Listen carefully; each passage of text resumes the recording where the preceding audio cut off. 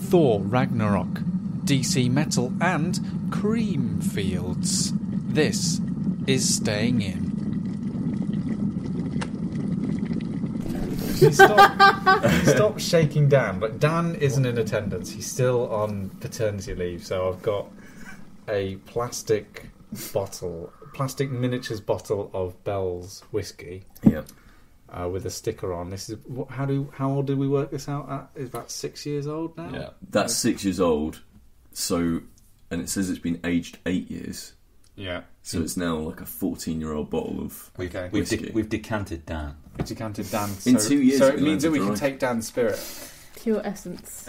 We can take Dan's spirit out with us because he can't be with us. So there he is. Yeah. Shake him. Shall I shake him at intermittent points that I think he might have enjoyed? Interject. Hey Dan, here's a hilarious joke. Oh. I think Dan really wants to hear about why you booked yourself one ticket to Creamfields in London. Oh, is that right? Yeah, man. Are you excited? Are you excited to hear about my adventures? Is that what it is? I don't know what Creamfields is. Well, first of all, it's not Creamfields. It's Cream. No. We play this game with Pete every time. Chris, what do you think Creamfields is? Honestly, I thought it was a dairy farm. I've got to be honest, I thought it was that as well. Really? Well, I kind of knew it had to do with music, but why is it called Creamfields? Because the music label Cream, which is like an electronic dance music label, they made a big festival called Creamfields. Right. Because it's cream and it's in fields. See what I mean? Creamfields. And there's probably like an audio joke in there about fields, like audio fields, maybe. No, like not really. a field of sound. So why is this not Creamfields? So it's Creamfield presents and then it's Creamfield presents a specific like space. So it's like O2's arena, O2's academies, and then the actual like event itself is and it's Above and Beyond. Do you know Above and Beyond? And Juna Beats. So progressive, like we noticed on the WhatsApp message that you sent, that you just bought the one ticket. Mm-hmm.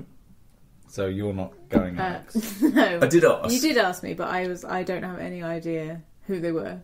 Yeah. And it's Pete not. Does. So Above and Beyond is a regular radio show. Essentially, they also put on like really big live concerts of electronic dance music, and Anjuna Beats is like Anjuna ANJUNA Beats is like a really big part of it. It's basically progressive. I'm sure they're good, but I just thought they're very good. It's not really my scene. They're very good. So they're like oh gosh, I'm trying to think. Like there's. You're not trying to name all of the band? No, I'm not trying to name all the bands. What style is it? Is it EDM? Progressive, yeah. What does that mean? Well, progressive, the joke with EDM and progressive is if it doesn't fit into like tech house or like Euro trance or anything like that, if it doesn't quite fit into any of the other things, then everyone just calls it progressive. So at the moment it's kind of like a deep, bassy, driving, slightly spiritual, like that sort of like... Is it like Chiasma? No, Chiasmos is kind of like minimalist EDM. Oh God, I do. Yeah. There's so many. Can you give us a rendition of one of their tracks? No. Would probably be impossible. Yeah, I mean, like, I don't know. It's kind of. Do you know Bluestone? I mean, this is just... I'm starting to feel like how my grandpa would have felt. Like, all these... Just people bands. Just saying words at me and just like, do you know... So the reason I'm going is because, first of all, a friend from work was like the last time I went to an Above and Beyond concert, it was amazing. He went out to the Seattle one recently, and he was just saying, this is incredible. He's really into this kind of music as well. We listened to it at work basically, and he's a huge fan, and he was like, "Oh, you should totally go to one of them because it's a really, really like cool experience. Like you're just there and enjoying this really good music that we like, and it's nice people." So, do you remember like we're basically the same age? Do you remember like basically if you went to go and see something that was dance music related, you sort of thought you were probably going to end up getting into a fight. Yeah. Right? Like when I was growing up, like getting into music, it was like, if you don't listen to alternative music, you're probably going to go to a club and listen to the dance music. Well, it's not that. It's like, it's dance music events where you actually care about who the artists are and what kind of music it is, what the label is, generally. So you're not going to dance? I'm not going there to have a big dance. Are you going to dance? I might do my standard dancing in a club of nodding my head slightly. How does your friend dance? Because I know your friend. Well, I would imagine. I think he probably gets like properly full into it. No. I reckon you're both going to be there nodding. You're going to be doing the shepherd dance in Mass Effect. Yeah, we'll probably be doing the shepherd dance. Or like one of those dogs you see on people's parcel shelves in the back of their car. Yeah. So, are you going to drop an E? So, I mean, we will be offered E, I would imagine. I probably won't, because, like, I don't really, like, feel like it would be good. Is it even? Why is there probably in there? Well, because, like, because you want to flirt with the... Because I know the idea of absolute danger. You'll want to flirt with the idea for 10 seconds. Nah. And then you'll politely decline. I've been offered all of that stuff before, and it's just like, no, there's no point. And also, I've been to, like, music event. Like, I went to, when I was at Glastonbury the last time, I went to I think it's called the... God. How can you remember every name of every type of music and you can't remember? Anyway, I went to the like EDM area of Glastonbury, and this was like 5 or 6 years ago, and I like quite happily was there listening to music, and people were like, "Do you want this?" And I was like, "No," and had a lovely time, completely sober. So why is it even a question at this point? Well, I was like, no, fine. Alex, can you go and just be his conscience? Yeah. Can you be his Jiminy Cricket? You have to make an Alex's spirit that you take, and it's just water. Yeah. Because guess what? If you take sometimes if you drink water, you will die. Your head explodes. And sometimes if you don't drink water, you'll die. Yeah. So take a little. I got a drugs talk when I was in junior school, and like it was pretty like thinking back on it was pretty brutal. Like we were also like brought into the like big meeting hall thing of the school, the assembly room, assembly hall, school hall, school hall, that sort of thing. The words were there, just they're all there. The words were there, just not in the right order. And basically, I remember like the guy stood up on stage and was like, "I used to be a drug dealer, and now I do these talks, and I want to tell you all about how it's dangerous." And like he was like, "You got that." Yeah, no, we got that. And then he was like, "I bought my first Ferrari when I was 21. And everyone was like, "Brilliant." Right, yeah. I was just surrounded by girls. We were like, "Right." But I did some bad things. And we were like, "Right, okay." And then he was like, "And here's a slide." And then, like an actual slide, like he slid down. Yeah. I bought this when I was a slide. Cut sharp in the funhouse. Yeah. And then he was like, "Look at these slides. These are some of my victims." And it was like going through like, here's like a person like fucking dead and shit like that, and you were like, and as a 15-year-old, that just shit you up. It was horrible. You go from like, "Yep, Ferrari, this is sounding good." Yeah, it was like women. It was a really good talk. Murder. And it totally put me off all that stuff. See, so. Because that's something you were genuinely considering. Yeah, I was just like, what a career path? Like he was like, "Ferrari surrounded by the ladies." Slides. I was like, yeah, slides. Sounds great to me. You sound to me a very impressionable child. Just a tad. Yeah, I just have this image of Peter being the world's first drug dealer who works exclusively on slides. So, like, he takes the money at the top and gives you the deal at the bottom. Like area drugs. Season 3 of Narcos. Yeah.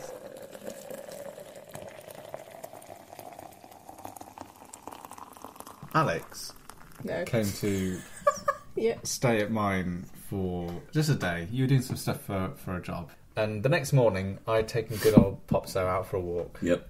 And I was coming back, I'd just done the block, I was walking back round. And I noticed that the bathroom door was open. And I noticed that the bathroom window was open. Our bathroom window opens out onto the porch roof. Yeah. Right, of the porch door. And I saw this hand, like, just jutting out of the window. Yeah. I was like, well, that's really weird. Lisa must be home. Only Alex was left in there. That's really weird. Like, it looks like someone's like climbing out of the bathroom window.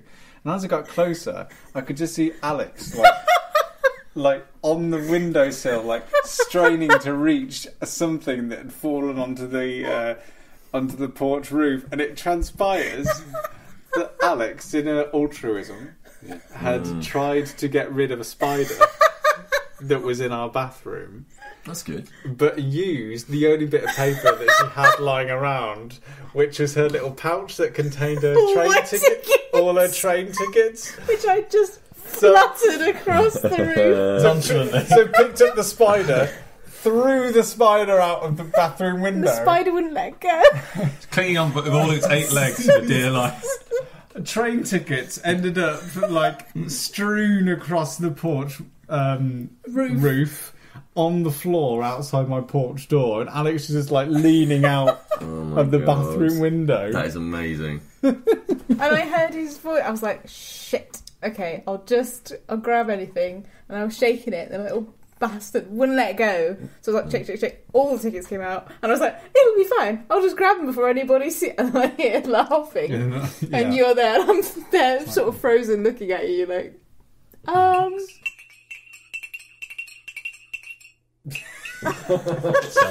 So listen, the last time we recorded All of Us in a Room, it was with Poppy we had to compete with. Now we have this adorable rabbit, Taco. Who's a lot quieter than Poppy. Pulling the weirdest thing. Oh, he's asleep. He's asleep, yeah, he's dreaming. He looks like a furry Jabba the Hutt. Basically. He's nibble eating. Nibble eating? Nibble dreaming. Nibble dreaming, what's that? So he's eating in his sleep.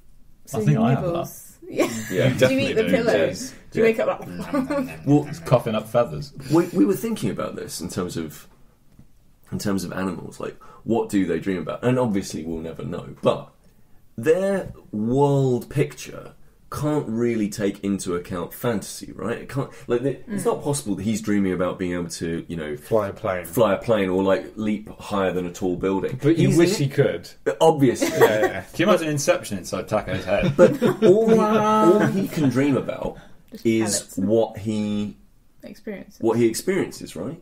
So if you think about it, he dreams about eating and running and like probably having like cuddles and stuff like that. Well, which means that his waking is basically his dreams.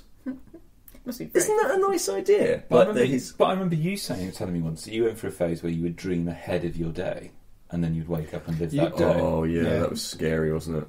Yeah, like I would basically, I would dream the whole day, and then wake up and go, oh. Yeah, it feels like you've because you feel knackered. Twice as I bet it would never happen on the weekend as well. Yeah, yeah. We're gonna have a really nice day. A friend of mine, he has the most tedious dreams. So he'll literally dream that he like just walks into a room and sits down and watches TV. Amazing. Like it'll just be like his dream will just be there on the couch, just like watching TV. Like, and nothing ever happens. Not like a superhero bursts through the door and like, oh, the house is on fire, I'm here to save you. Just literally has the most mediocre dreams of like doing the washing up, brilliant, doing the laundry. Just I think my mum dreams about going to Tesco and choosing which yogurt. Like she just wakes up like, I go there enough in real daylight hours. I don't want to go to sleep. It's quite a pleasant dream though. Like go somewhere and get some nice food. She's always paralysed by which yogurt to have. It's like what, like apricot or analysis paralysis. Yeah. Analysis paralysis. That's a good one. But yeah, so do you guys tend to have mundane dreams or? I have great dreams. Do you? Sometimes. I suppose you must have quite a few superhero dreams, right? I do. I remember the only time that I've been able to. There's two dreams that really stick in my mind to me. One where I was able to lucid dream, so I was aware that I was dreaming and I just went flying. Yeah. And another one, which I guess is another lucid dream, but we've spoken about this before about how like playing horror games gives you control over your nightmares. Yeah. So there's a particular dream that I remember having where Chris and I had just been playing Dead Space a lot, and I think I'd been playing Dead Space on my own. Mm-hmm. And I was having this nightmare that this creature was running after me. So it was very traditional. Creature didn't know where it was running somewhere, I could hear it, and I was running away and panicking. And I remember the distinct moment in the dream and I went, no, hang on.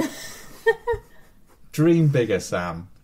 gun appeared in hand, turned round, Oh, best. and The Inception moment. then proper like, whatever his name is, Clark from Dead Space, Isaac Clarke. Isaac. There you go. Just turned around and just decapitated the villain and the monster, and it's just like, well, that's that nightmare dealt with, and I haven't had a nightmare like that since.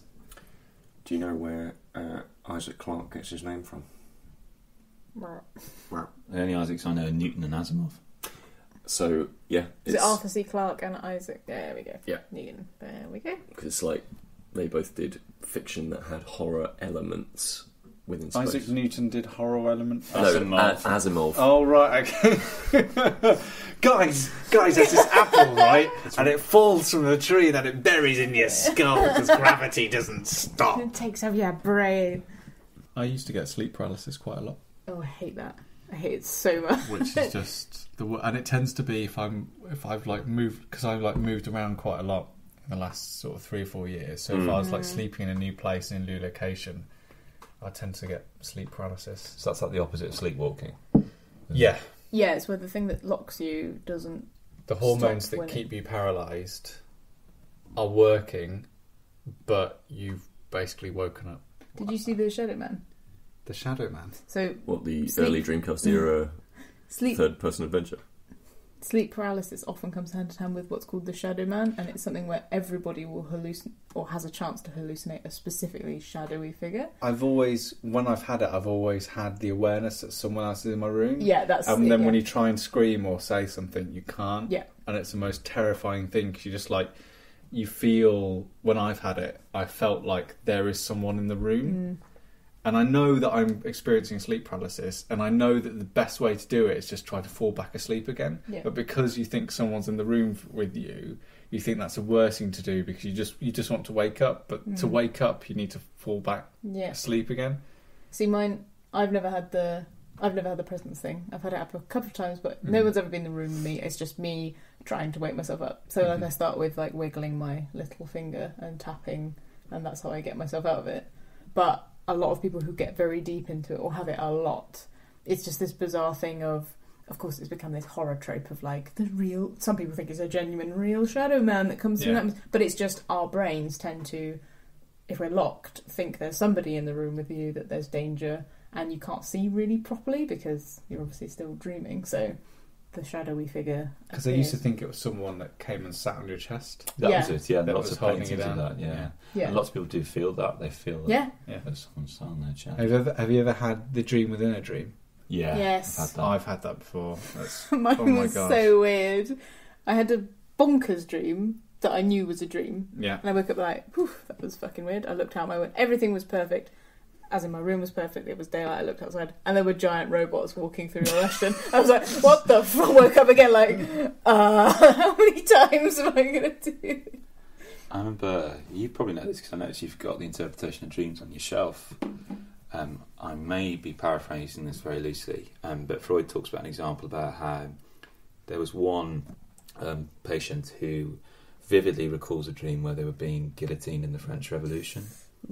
They were kind of, brought up onto there's a whole anticipation, the bill they're brought before the crowd, laid in front on the block, and then they feel the blade coming on their back, on the back of their neck. What did Freud say? It's something to do with poo and loving bombs and your mum? No. What in... I mean, he probably did. Yeah, he probably did. He was a pretty... He thought that stuff was wicked. His daughter was quite... had some strange views about that. But what actually happened was that the person was asleep and they were on their front in their bed, and the blinds above had fallen off and hit the back of their neck. But if you think about that, how long does that take to happen with the blinds impact the back of the neck? Yeah. But that It's person, so it felt weird like it was like an entire day Yeah. of the build-up towards that happening to having the But it's also that blade. they hit weren't their neck. aware that they were on their front or that the blinds were about to fall on them. It's just this funny... It just kind of weaved it into a narrative of sorts. Oh, that must have terrified them. And there was another one where a person had very interesting dreams back then, where they dreamt that they knew the Latin name of a particular insect. I think it was a butterfly or something, and they woke up and for a laugh, being not a lepidopterist, they went and checked this book, opened it up. A lepidopterist. A studier of Not leopards. to do with leopards. No. Which is bizarre. Slightly interested in like butterflies. Yeah. they opened this book and they couldn't believe the Latin name existed, and it was this butterfly. So how did I know that? I know nothing about this. And they realised that, like, I think 3 or 4 years ago, I don't know the exact thing, they copied it out for a friend for paid work, and it just got lodged somewhere and they're unconscious, and it kind of just bubbled to the surface. It's bizarre what you lock away, isn't it? That comes out. So. Did any of you play Shadow Man? Shadow Man? Yeah. No, I didn't. What was it? It was like a third-person like action adventure. It was like do you play Soul Reaver? Yeah. It was like Soul Reaver but shit by Acclaim.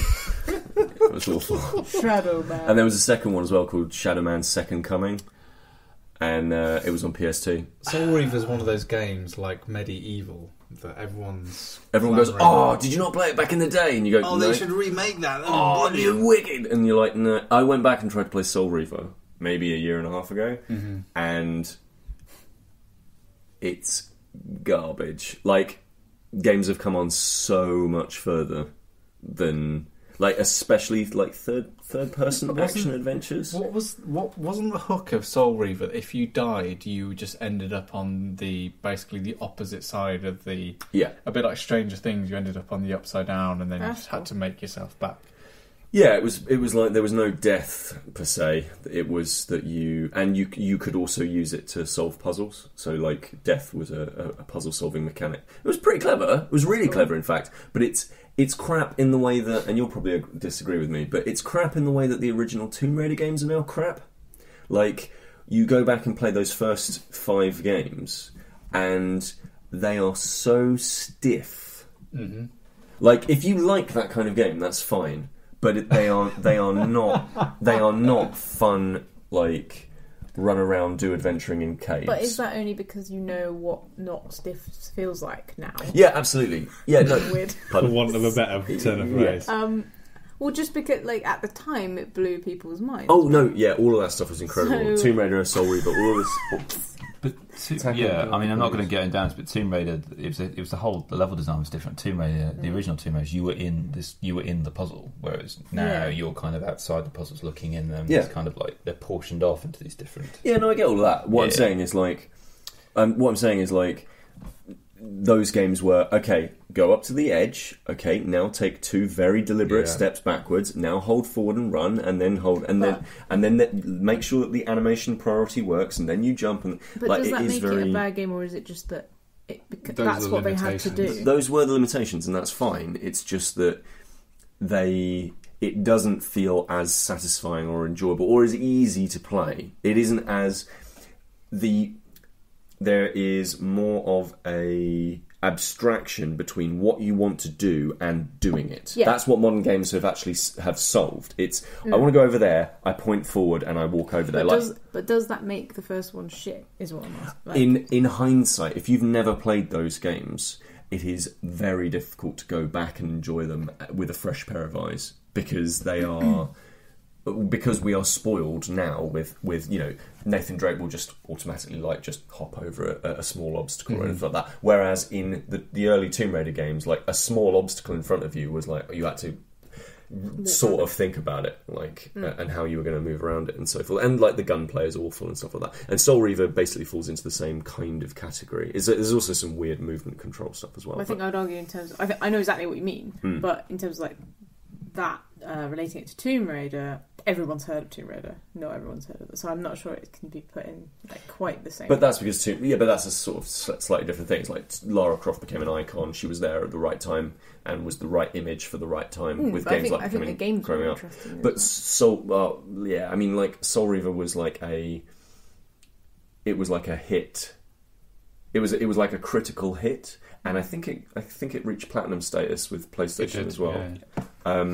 So it sold pretty well as well. But it also, like, the sequel came out and it didn't do nearly as good, and then the third one came out and no one cared. And it was also sort of a spin-off from a game called Blood Omen, I think it was called. Anyway, but yeah, and then Shadow Man was basically sort of that, but it was like a guy in a big top hat. Man. It's pretty good. He just sat on people's chests. That's how you beat everyone. It's pretty great. Yeah, I remember playing it on the I think it was a Dreamcast or the 64 or something like that.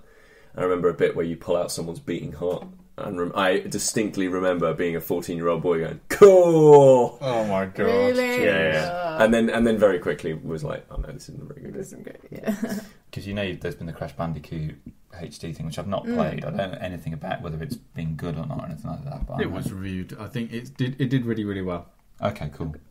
To the extent where I think there's a taste for.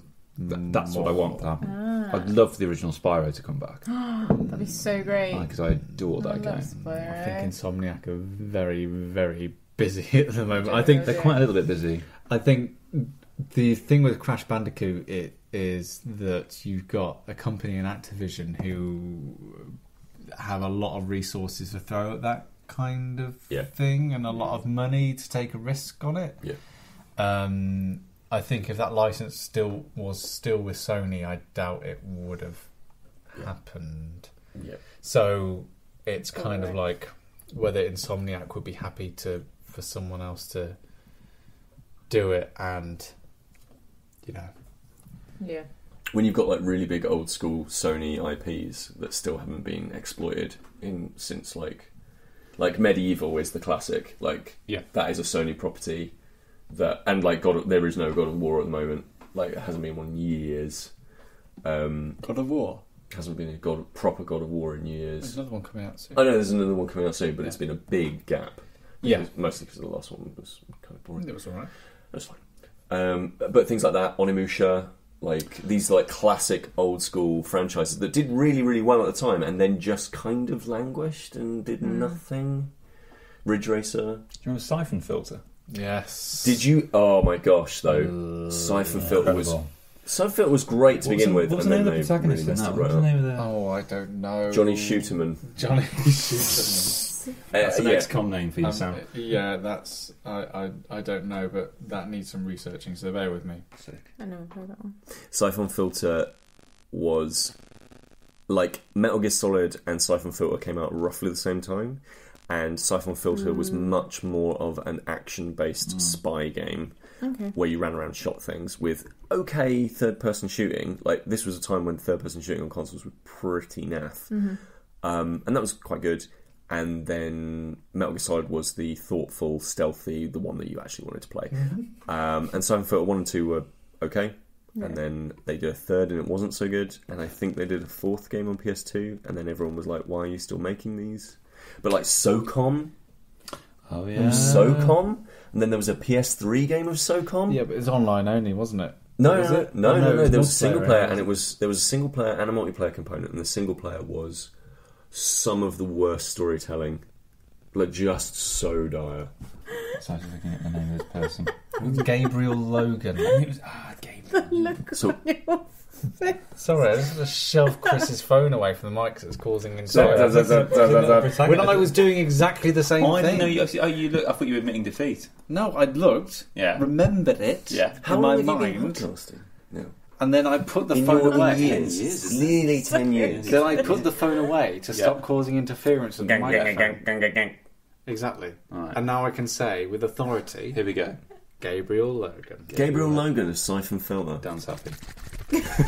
Don't That sounds really bad. Was it right up in your ears? Oh, Squishy. sorry, Dan. It's all got a bit of ASMR.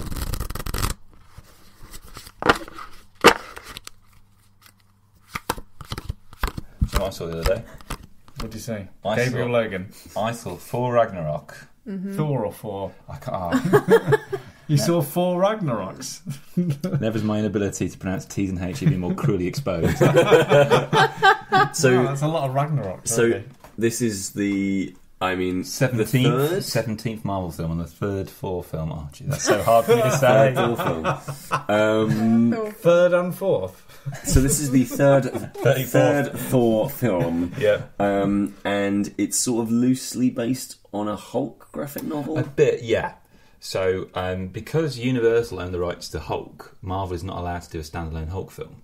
Good. Right, okay. Yeah, and that actually is Yeah, quite good probably because good. so basically the only way they can use the Hulk is to kind of team him up with one of the protagonists in what they actually do own the rights for. So this is a bit of Planet Hulk. I don't know much of the Thor mythos. Obviously, Ragnarok is something that's obviously well and known within Norse mythology. Which is the end of the world, basically their version of Armageddon. right. Every kind of myth or culture has this kind of Just sounds a lot apocalypse. cooler. Yeah. Ragnarok does sound dope. I think Hellboy has a Ragnarok in it element as well, don't they? Basically it's directed by Taika Waititi, New Zealand director. He did What We Do in the Shadows, which is the vampire buddy kind of Stunning Shadow sitcom. Man. And The World of People. Hunt for the Wilder People, which is an incredible film. I've heard of that. Absolutely incredible. Really funny. He directed stuff for Flight of the Conchords. Yep.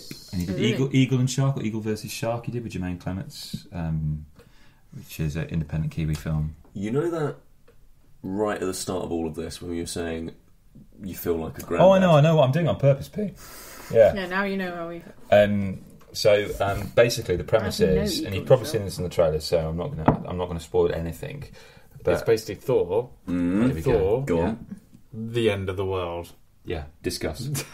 And Hulk. And Hulk. Sweet. So in Avengers: Age of Ultron, Thor, I can't pronounce it, had this vision of. Do you want me to Ragnarok say it every occurring. time? That'd be great. Sam. I'll just point at you. Yeah, just point and I'll Brilliant. say So let's Thor. let's go again. Okay. So in Avengers: Age of Ultron, Thor. has this vision where he sees the end of the world and he flies back to Asgard. And the way basically this film picks up Asgard as Asgard and the way this film picks up is that Thor is on a mission and essentially he's trying to prevent Ragnarok from occurring, and that takes him to this far off planet where Thor meets up with Hulk, and it is without doubt, I think, in my opinion, the funniest Marvel film. Am I down. right in thinking that this is the movie that is going to start bringing the Guardians team in? There's a link between There is a this link, yeah. and the Guardians. Ooh. It's basically the way I would describe this film would be a cross between Flash Gordon and Lord of the Rings. Okay. It's the most space age that Oh, so it's got that Guardians yeah. vibe to Okay. it, but then also it's the bright, Norse. it's colourful. It's like Yeah. Jack Kirby's artwork brought to life. These bold colours. It's gorgeous. It's a treat for the eyes. It really is. But it is hilarious. And the reason is that Taika Waititi, for those familiar with his work, Waititi. Can I do two things to point at you when I mean that? Yeah, two fingers of Okay. Waititi. So the one director for Thor. Tiger Waititi. Ti- Waititi. who directed Thor. Ragnarok, he has a particular style of directing which is basically 80% of the dialogue is improvised. Right. So it is I mean, it's amazing considering how particular Marvel have been about their properties. There was the story of Edgar Wright in Ant-Man who left, and that was a labour of love for many years, and there was this kind of view that it was kind of going down the road similar to what Kathleen Kennedy's like with Star Wars and the firing of directors there, and you assume that they're going to be very kind of strict with their directors, but it seems that there's this Marvel pattern where the first one is kind of a solid grounding, they don't take any risks, the second one is building on that, and the third one they just say, oh, just go mad. And they have gone mad here. Like the director Taika Waititi. has basically just ignored the previous two films, essentially. The references are made, but only through the script. He doesn't really have any interest in that. And basically, it is the character of Thor. who usually is someone who's just not that funny. He's quite po-faced. Basically, that brings out how good a comedic actor Chris Hemsworth Yeah. I is. think it's almost because with the popularity of Guardians and the character of what's his name that Batista plays. Oh, Drax. I think You I think consummate. Oh yeah. I think with Drax. yeah, I think they've kind of have usurped, because Thor was very much kind of that character who was like didn't understand emotion and didn't understand the human way of things, and oh, wasn't that funny? But now Drax has kind of become that character. I think it's very clever of them to kind of make Thor a lot more like softer around the edges. It makes sense because he's been around them for so long now. Yeah, he exactly. Should have learned the He's- mannerisms. of it. Exactly, he's learned a lot more. Yeah. You also get the feeling when you're watching Thor on screen, you get the feeling that he has this humorous confidence, Yeah. whereby everyone around him, he's like, well, I'm a god. Like, this how sweet this is because I'm a god and you're having a lovely time over here. Like there's But he's the also- bit where he tries to pick up the hammer. He's also really underconfident. Right. Because everyone's like having a go at the hammer and like, oh, we can't put it up. And then Captain America makes it budge ever so slightly. And he's like, oh, yeah, it's fine. Yeah, that was Didn't great. even budge. Didn't even budge. Like, and I think it's a lot of that. It's that kind of completely. slightly self-deprecating. In the trailer, doesn't the Hulk say, so who won? Who's like, oh, I did. Yeah. He cuts him, Still he that brush smashed into overbearing. a wall. Like, He strikes me as a sort of like he strikes me as one of those sort of airhead but pleasant jocks. Do you know what I mean? yeah. Yeah, he's very lovable. Like Shakespeare. There's an interesting thing in for my birthday this year. You got me Thor, Goddess of Thunder, Did I? where I forget. Is that? Oh yeah, of course. The one with the leg. where Thor basically, because something happens, Nick Fury whispers something in Thor's ear, and I've never really found out what that was. That made him unworthy to carry the hammer. So he loses the hammer, and then suddenly there's this. There's a woman. Oh my god! Who is it? Is able to pick up Thor's hammer, and she becomes the next Thor, Right. essentially. And what the most interesting thing about that story is Odin's reaction to it, and how he reacts to the fact that his son has been emasculated in that position, and he just flies off the handle in it. And it's incredible that he like drops all these airs and graces of being the All-Father, and just completely belittles his son in front of everyone, and just you've been shamed by a woman. And it's almost that what's interesting about that is almost that by sort of limiting Thor's intelligence, like as in the male Thor, to only care about fighting and standing up to Asgard, is a way of preventing him from being emasculated and preventing him from ever exposing himself to thinking that he's just like a human or just like someone like that's what that comic really kind of showed me, was that like Odin kind of has this control over his sons by the language that he uses and like keeping them just full of tradition and ritual. And him like Thor essentially going to Earth is like a massive deal because he knows that'll make him a softer person, almost like with Superman. Like Superman's biggest weakness is his care for other people, not just himself. So it's interesting that they're kind of, the softer Thor is kind of as a character, that the weaker the All-Father and Odin will seem. I thought he sent him to Earth to deliberately. Well, because they're meant to Punishment, wasn't it? Well, they're meant to guard Asgard, And then you got Midgard, which is what Earth's called. but I think he was just like meant to do it in a very sort of clean cut, save it, get out. Get in, get out. But the he's too cocky, isn't he? But he's too cocky, and he like makes relationships, and it's that classic sort of comic book thing. Fish out of water, comes into contact with the human experience, and becomes just a lot softer. Well, I seem to remember he takes the idea of the hammer away from him to make him a better person, a better fighter, ultimately. So why is it that he's angry when the hammer's taken away from him? Because it's a woman. It's the fact that it's a woman. Oh. But aren't there female fighters in You got Lady Sif. Asgard? You got the Valkyrie as well. Not that I disagree with it. I think it's an interesting character. It's just the I'm way. just It's I just think the it's way the they fact show that it. somebody else has got that hammer. It's just the way they show it in the comic that, that Thor has done, and it's not like Thor lost the battle and lost the.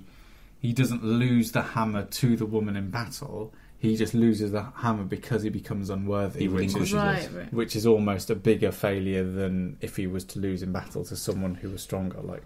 But the director, Taika Waititi, he was really interested in that as an idea, because he said that because you've got a god, you've got to make it interesting for the audience, you've got to bring him down, you've got to take stuff away that's different, and make him question these kind of ideas such as lineage and things like that. So I think you really enjoy it from that point of view, and it makes you empathise with the character a lot more as a consequence, and it allows him to there to be a little bit more brevity as well as these kind of heartfelt moments. But the thing that really struck me is that how Marvel not only allowed them to do what they did in terms of the improvisation, but any serious moment, it doesn't linger for that long. They just undercut it with humour straight away, which sometimes can be, I think, to the detriment of the film. But it's just so refreshing as a consequence. I almost didn't care. Honestly, I laughed out loud. I wanted to see it again as soon as I saw it. and that hasn't happened that often. I'll go see it with you. Honestly, it was so funny. Was And it? Jeff Goldblum is basically, they just Oh, said to him, just be you, Jeff. That's Just amazing. be you. I think comics are definitely having. I feel, especially, I don't know what's going on with Marvel, but especially at the moment, Chris and I've got the feeling at the moment that DC is having a massive boon. They're on a brilliant run at the moment because obviously Justice League's out soon, and whereas I don't think that's going to come anywhere close to competing with Thor. Ragnarok. No. For the rest of the weekend. No. I think that their actual comic output is really, really strong at the moment. So currently there's an event going on, which is not it is touching some other comics, but really it is its own thing called DC Metal. So is this the same kind of like crossover event as Flashpoint was a crossover event? There is some crossover with some other comics, but they have largely kept it to their own thing, and it's not even really anything to do with the Rebirth storyline either. So whereas Tom King's work with Batman and Joshua Williamson's writing with The Flash has been kind of concentrating on, at irregular intervals, reminding the reader of, oh yeah, and there's something to do with Dr. Manhattan from The Watchmen, please don't forget. Anyway, back to Batman fights Penguin or whatever, you know. A penguin. A penguin. Beats the crap out of it. goes to Chessington World of Adventure and just beats up a penguin. Anyway, in the meantime, Dr. Manhattan. So DC Metal is the return of Scott Snyder and Greg Capullo as writer and artist. So it's been much sort of lauded and anticipated because everyone loved their run on stuff, but basically Greg just couldn't, from what I've read and sort of understood, like his drawing technique was just could not keep up to the demands of DC's output, because basically he draws 1 page a day in pencil. That's bonkers. So it's not even inked. Like, he is just the most meticulous. Does he not have an inker? Or does he does have an inker, but obviously it's But these comics are coming out every month. Yeah. So he Or has to. some of you them gotta actually do- fortnightly, aren't they? Yeah. And you got to do like 30 pages? Yeah, so it's about 30 pages pages, of art. so he's pretty much definitely got to draw a page a day. And then it's got to be inked, then it's got to be coloured, and And then there'll be edits from the DC line manager for that product, and there'll be a whole bunch of stuff that you just don't see. You don't have hence why you after can't work like that. 6 years of doing it Yeah. with Scott Usually Snyder, not. he just like had to say, like, I cannot do this anymore. So like this is why after he left Scott Snyder, he did a 6-issue project with Mark Miller called Reborn, but this has been like the newest project that he's done. So DC Metal essentially is going to be 6 issues, and then there's been 6 or 7 one-shots. 6, I think. Six one-shots that have come out in between the actual main like episodes of DC Metal.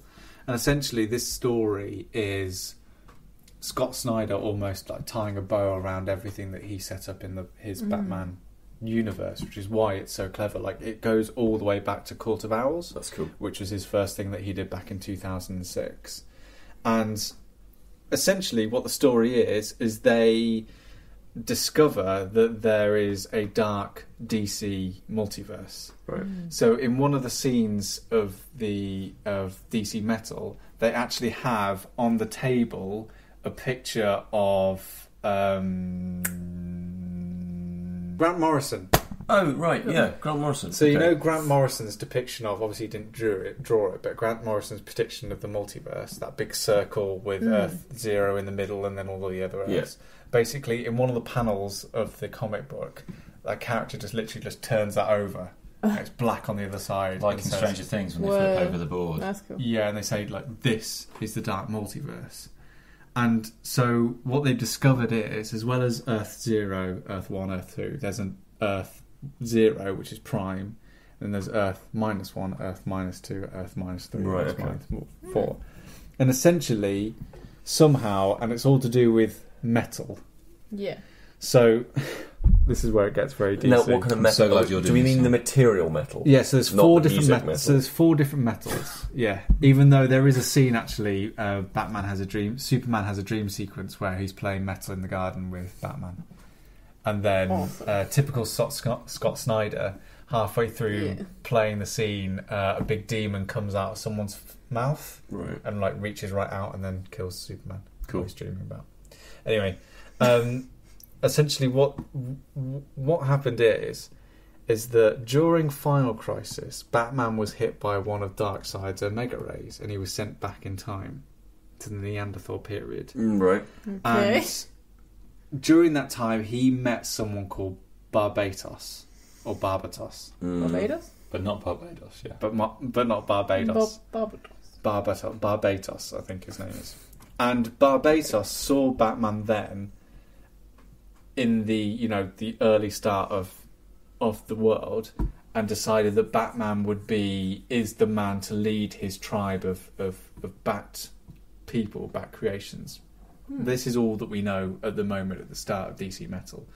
So basically, cut to now modern day DC Comics, they found out that through all of Scott Snyder's run on Batman during the New 52, Batman has become a conduit to open up a portal between Earth Prime and the Dark Multiverse, where over that period of time Barbatos has been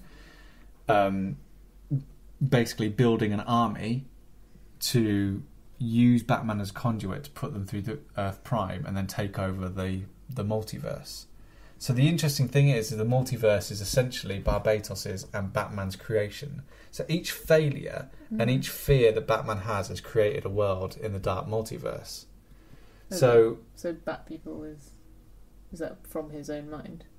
What do you mean? You said that Barbatos was a kind of bat tribe. Yeah, so like he had like a bat. So back in like the Neanderthal era, there was like a bird tribe which Hawkman was a member of, and there was like a bat tribe which was controlled by Barbatos, and there was like a wolf tribe, where it's like the Immortal Man was Right. Like Ra's al Ghul was part of that. Yeah, there was like all these tribes, and because Batman was sent back in the past, Barbatos saw Batman and was just like, you will be the conduit, you will... Something happened, basically, around that time. And so, cut to now in the Dark Multiverse, and so each of these worlds have been created by a bad decision or something bad that's happened in Batman's life, something that plays on him. So each of them has their own like Dark Knight, this dark version of Batman. So whereas in DC Metal they're dealing with this whole issue of fucking hell, Barbatos has turned up and he's literally destroying Gotham, they've also released these one-shots where it's a different origin story for a different dark version of Batman. And they've done some really interesting things. There's one where there's one called The Red Death, where everyone in Batman's family has died. Alfred, all the Robins, obviously his own family. And so what he does is he straps Barry Allen to his car and forces him to use a Speed Force, and Barry Allen disintegrates, and Batman takes hold of the Speed Force and says, using this power I can go back in time and resurrect all the things that I've done wrong. There's another one. So you disintegrate somebody else? Yeah, so To he go kills back. Barry Allen to take hold of the Speed Force, because he's so obsessed with the idea of the start of the comic is him trying to bargain with Barry Allen and say, look, can't we just go back in time and like we can save everyone, we can rectify this whole situation, because obviously they're in their own universe, they're just they don't realise they're in a dark multiverse, they just think they're in their universe. Like, there's another one with Cyborg. Wonder Woman's incredible. I really enjoyed with the Wonder Woman one where he basically just Wonder Woman dies. He takes the helmet of Ares. And he takes the helmet of Ares and becomes the god of war. There's another one with the Green Lantern where his parents die, and like he feels no fear in the fact that his parents die. So the Green Lantern ring finds him out and goes, "Oh, you are fearless. You will become Earth's protector." Right. And he manages to override the ring, and so he uses the ring to kill people. and like completely, reinvents what a Green Lantern is. And in the Metal story, Batman opens the portal and all these people come through. Basically, all of these Batmen come in. So the last one is called Batman the Man Who Laughs, and basically it's like a Joker Batman hybrid, and he keeps all these like evil demon Robins on leashes, and so this evil like Joker Batman has gone around all the multiverses, recruited all of these Batmen, because the idea of the multiverse is that they exist in the positive multiverse because all the same things happen. Like there's always a Batman, there's always a Superman, there's always something. But these dark multiverses start to crumble because of Batman's actions. Yeah. Because they go against the grain of what is supposed to be happening. Because he basically ends up killing Wonder Woman, he kills Cyborg, he kills the Green Lantern. Like the universes start to crumble and waste away. So this Joker Batman says, "Look, I can recruit you for Barbados. We'll go through into the positive multiverse, and we'll take it over." So DC Metal is this idea that Batman just disappears. He disappears into the dark multiverse. The Justice League are faced with all these Batmen from this negative multiverse and trying to fight them off. And is his design, because I've seen some, like those really high class, very expensive models that are like they're action figures, but they are high concept. 120 quid toys for really big you boys. Stick them on the shop. I saw one that was a Batman Joker hybrid, and it looked fucking sick. He's got a tattered cape and like. Yeah, he's got. All you can see is his smile. Looks like the man for Sauron, actually. Yeah, because all you can see is his smile, and there's like. That's awesome. Scott Snyder does this really interesting thing. Like when they first showed up, they had all these Robins on a leash, on these like metal leash, and they shout endlessly, "Crow, crow, crow, crow, crow," and the only way for this Batman to shut them up is by shouting "Bar." So. My thinking is that when we finally get his one shot in a few weeks, that Batman will be a Batman that was created from the time that Joker killed the Robin, Jason Todd, or like something else happened which was different. Maybe Batman sided with the Joker at that point and then like killed Jason Todd himself. It's basically Batman Ragnarok. Yeah, it's huge. I mean, it's huge, and it's just literally Batman is on the verge of causing the end of the world. Mm-hmm. It's extraordinary. It's quite a lot to take in. Like, I'm not as well versed into kind of the myth beyond Batman, so I'm a little bit out of my depth. But I trust Snyder. I trust Snyder implicitly. I've read a lot of his work, so I trust him to know that he's thought everything through. Yeah, and the fact that it does reach back, like Batman drinking from the fountain in Court of Owls when he's locked in the labyrinth, ingests him with 1/4 of the metal needed to make him a conduit for. Right. For him fighting with Joker and encountering Dionysium, another metal, is another part of the to make him this conduit to let Barbados through, and then Batmanium or Batmanium, what is it? That ridiculous one in the last in Endgame. Yeah, when Jim Gordon's Batman. Yeah, that's like the last part. Right. So it's just the fact that it's all been planned out and meticulously done, and. So I agree with you. Sometimes it feels like you're on a roller coaster rather than a ghost train. Yeah. But like, luckily there's tons of I watch a great YouTube channel called Comics Explained that go through each of the comics and go, look, cool. This is who this guy is. This is what this symbol means here. How this connects back to the wider DC. But as you say, like even as a straight up read, like it's a fucking enjoyable story. And that's incredible. And the most recent one. It was called Batman Lost, and it's basically Batman realising that he's been chucked into the dark multiverse and him trying to get out of it, essentially. It's incredible. It's like a dream, like what we were talking about earlier, about him trying to escape that dreamlike world. Yeah. It's and just with all this stuff with the DC, like the Button, Jeff Johns is writing a spiritual successor to the Watchmen, like their Doomsday series. They just seem like really, really strong stuff at the moment, and the rumours are, or the rumblings are, they're going to come to a point where they're going to really streamline all their continuity and really sort of tighten it all up. So by the time it is all finished, they'll be able to say to fans like this is the continuity of the character, like this is their definitive backstory, and clear up all that stuff with like New 52 or Rebirth. And I'd like to think this is what they planned all along, but it sounds awesome, and it also sounds like something I would totally not want to get involved with. Yeah, I mean, it's Dan's... Where is he? There he is. It's Dan's worst nightmare, because Yeah. it's kind of like, this is the thing that he thinks is impenetrable about comics. Yeah. And unfortunately, it is kind of in a way, like, if you had no idea about Scott Snyder's stuff in the Court of Owls or anything like that, but I think it's genuinely...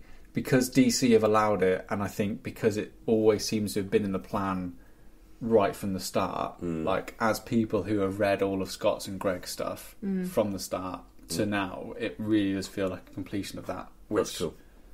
But if you were reading it just off the bat, I don't think you'd have a No. cat in hell's chance or No. a bat in the multiverse's chance of Oh, knowing that's what funny. was going on. Oh, that's nice. I don't know, I think I quite liked it just for the ideas of it, because it's sort of turning it. I love On that his kind of head. stuff. I Yeah. love, like, when you see Batman, trying to bargain with Cyborg to use his powers to right some sort of wrong in his world. Like, essentially, it makes you realise why Batman has never been allowed superpowers, because he just cannot be trusted. Yeah, Like, just he just, as a character, he's just so flawed. Which is why he's one of my favourite superheroes, because he just... There is a reason he doesn't have any superpowers, because he is just that... Like, he is on the verge of just killing someone or Yeah. going on a rampage and, going absolutely stir crazy. So, like, to give him a power, to give him that kind of level of control over something is just so dangerous. It's really interesting. You see, I've never quite thought of it like that, but I guess it's kind of like there's like a line, and on one side of it, just to the edge of that line, is Batman, Yeah. and just to the other side of that edge is Punisher. Yeah.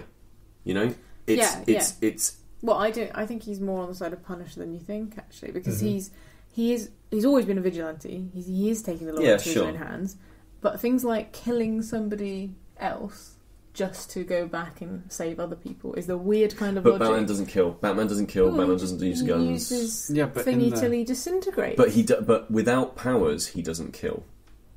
No, Sam was saying he uses Yeah, in someone the Dark till he Multiverse. disintegrates. Yeah, He kills Barry Allen. He Kills rips him off to go back. He rips off Cyborg's head and spine. Mm. And in What I'm saying is, not in the negative universes. No, sorry. Oh, in the positive. but In the it's- positive universes, he doesn't No, kill. the he negative doesn't- universe, It's is like an part of his extension of character. him, isn't it? It's like Right. the worst side of it. It means it's in there, in him. Yeah. That he will do Yeah. things, and he has killed bad guys, in quotes. And by it's still- mistake or by Yeah, accident. but it's still because he's taken it on himself. And he can't leave it alone. Even the Lego Batman plays about with the fact that he can't leave stuff alone. Yeah. And he has to do it himself. And 'Cause he's always got to be the best. That's the reason why. Essentially, that's the reason why this whole DC metal thing is happening. Because he discovers that something is going on. Like, he has this inkling that there's just something not right going on. So he investigates it all on his own. He puts in this chain of events, and literally, like, he just does it all on his own. Doesn't let Superman know, doesn't let Wonder Woman know, or anyone, and like just basically brings about the end of the world because he's being a little boy about it, and just like he's just like broken his grandma's window and just walked off and hoped no one noticed, and just like let all these demons through. He creates a whole secret Black Ops team that not even the reader knows about. There's a hidden part of the code that nobody knew about, and unbeknownst to us throughout all the series leading up to this, he's had his secret Black Ops team. It just exposes him for being like so untrustworthy of everyone around him, and it's just like a massive weakness of his character that he just can't be trusted because he thinks he can just do everything without anybody's help. Yeah. Like, he just doesn't want to accept and it all anyone's comes help. from he doesn't want to lose the people he cares Yeah. about. But ultimately he makes terrible decisions because of that.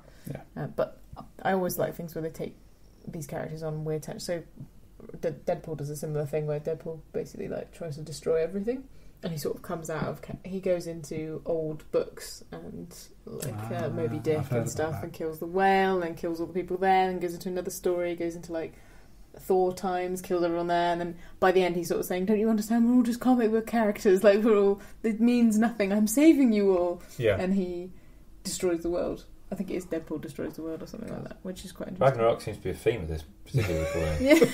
Deadpool, Ragnarok, Thor. Ragnarok, and Batman Ragnarok. Yeah. But it's interesting, isn't it? Shadow When you Man. when I you go love to it. the end of the world Yeah. situations. That's why Nightfall's my favourite Batman story. Well, I'm reading it actually at the moment, rereading it at the moment, actually, Yeah. Nightfall. But if you think about it, like, Apocalypse, the actual, I think it's Apocalypse or Armageddon, it actually means unveiling. People enjoyed it because it was like a master plan being revealed, that this wasn't the end of something, it was the revealing of something. Hug your loved ones. Yeah. Before we all I'm hugging Pete. crash. Aww. Don't like it. On our way down to stay here in lovely Bristol with you two. Because we're recording this together. We're recording this together in Can space. you tell? Yeah. Yeah. So glad not anyway. I mean, I can tell. We called it at my parents' house, and Mama Darby cooked us a lovely curry. And my brother was there because free food. Yeah. And possibly the chance to see me. And he conceited, but yeah, go on. He told us a story about how he had to get a new updated driving licence. And I don't know if you've updated a driving licence recently. Yes, yeah. You can go online now. It's this lovely system because it's all done through the government and things. Instead of replacing your photograph by going into a shop and spending, I don't know, 10 quid to get your picture taken or whatever it is, you can actually, they've got a database of all the photos they've taken of you there, so you can actually just use those. Right. So he did that. He said, I'll just use my passport photo. Yeah. Boom. Driving licence. His driving licence arrives, and my 27-year-old brother is confronted with a picture of not him on his latest passport, but of him on his first passport when he was 15. Oh dear. Oh, that's amazing. So literally, we just showed us. I've got a picture of it here. Of just like It looks like he's Benjamin buttoning it. It basically, like, he's got a photo on his driving licence which is younger than the age that he's meant to be legally be able to drive. That is incredible. Why was he updating in the first place? Yeah, You've got to update it every 10 years. You've got to put a new photo on. Oh, I see. To give you a description, he looks like a YouTuber. Yeah, he looks he looks like that kind of like. No, to put the description even better, he looks like someone who shouldn't be able to drive. like a fake ID. Yeah, exactly. Like with a laminator. Really does. Someone's going to look at that and just be like, No. in the back of the car, mate. Yeah. That was Staying In with myself, Sam Turner, Peter Willington, Alex Briscombe and Chris Darby. If you enjoyed this episode, then make sure to subscribe to us on Apple Podcasts, Mixcloud, Acast, Spreaker, Stitcher, Google Play or wherever you get your podcasts from. If you'd like to leave a review too, we'd be grateful from you to do that. Thanks. You can also visit us at stayingin.podbean.com for more information and links to all the things we've covered in this episode. And you can find us on Twitter at stayinginpod. But thanks for listening. Ta-ta for now.